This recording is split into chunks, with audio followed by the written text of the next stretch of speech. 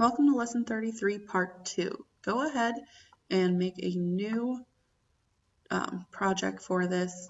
And what you're going to do is you're going to go in your book, and you see down here in section 33, this is on page 186 of your book. So go ahead and I want you to select all of this.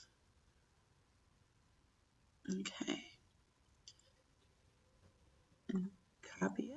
So if you remember how to copy, just right click and say select tool, and it should do that. Paste it in there. Don't forget with the tester, what you want to do is rename it whatever you name this. So I made mine lesson 33 P2, and then it should be okay. Go ahead and put a header in there, and then format it so that it looks like what you have in the book.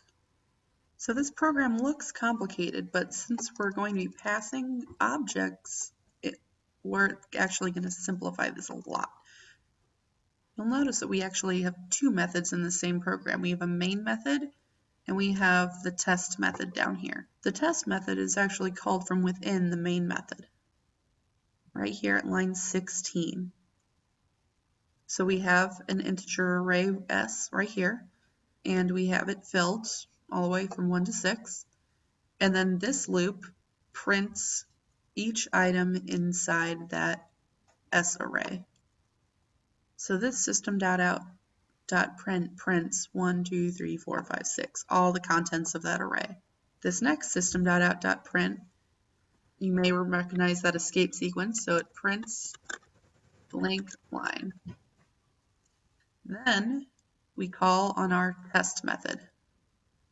And we send the test method s, which is just our array. Once we run test method, it comes back here and it runs this exact same loop again. And it's going to, so this loop prints the array as it is. Then it runs the test method, and then it prints out the array a second time. So when we send test method s, it comes in here, and now it is array pp. So now we have it under two different names, but they refer to the same array. The first thing we do is we determine the length of the array. This next line, we create a new array called T2. And we set T2 to the same length as S or PP.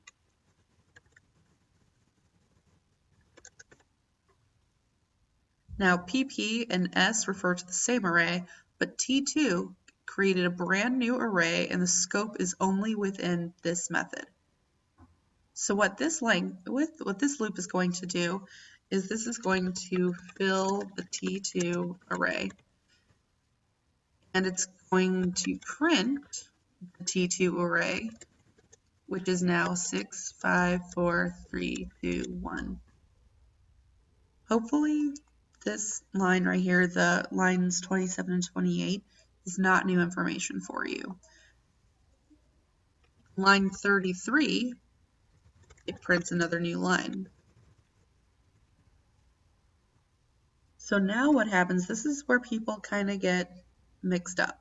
So we take this whole T2 array and we set PP equal to it, which means that PP now refers to T2. But remember, PP is a local reference to this test method. And now PP is also referring to T2, which is also a local reference. When you're no longer in this method, T2 no longer exists.